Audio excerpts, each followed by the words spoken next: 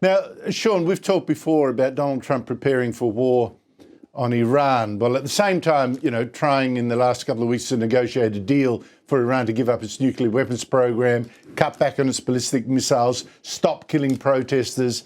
Now, I've said that Trump was in fact just buying time for his military to get in position for a regime strike. And now the US has indeed ordered non-essential staff to leave its embassy in Beirut, while Israel has stepped up bombing in Lebanon of Hezbollah assets, Hezbollah being a huge terrorist group funded by Iran, threatened to help defend it. I think this is like the eve of a strike. What is the plan, do you think? Let me just say this on timing. I think that the Iranians caught a break with our State of the Union occurring.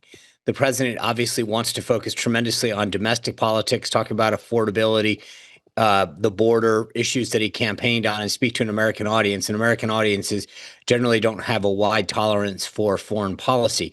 The bigger issue in Iran, more specifically, is that explaining to people why it's in our national interest is a little bit more complicated than, say, Venezuela, which you could argue dealt with both oil and drugs coming into our country. With Iran, it does pose a threat and instability in the region, but it's a lot harder of a sell to the American people. Now, getting back to the actual war itself, I think one of the things that I've been saying for weeks now, Andrew, is it's one thing to go in and surgically attack military sites, go in, bomb government facilities, military facilities, places where you suspect that there might be enrichment of uranium or other nuclear capabilities. But it's quite another when you end up taking out a regime. The big debate, and you can see this, all of our naval assets are outside the area. That's great for dropping bombs from planes, from firing tomahawks, from submarines, but you don't have a follow-on force in place right now. So, going in there and having stability after a potential regime change is not something that's in the cards right now.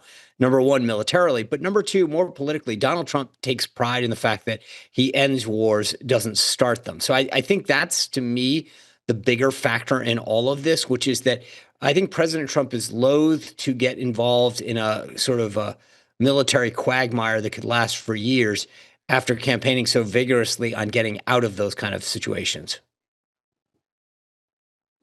Yeah, it's interesting, taking out the leader of Venezuela, it's been almost seamless. The regime keeps going on there, or under different management, but the oil supplies, for once, are denied to China. And I think the same might happen with Iran. China must be very worried what's happening there.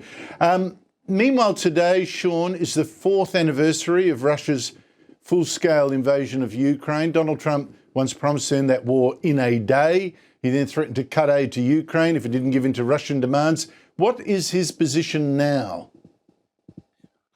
Well, look, I think that he would like a peaceful settlement. And frankly, to be honest with you, going back to the way I answered the last question, he prides himself on ending wars, and he's less concerned with maybe the specifics and the terms, which is what concerns a lot of people. Like if he can get what they call a peace, may not be on the best terms for one party or another, but I think that's what concerns a lot of folks.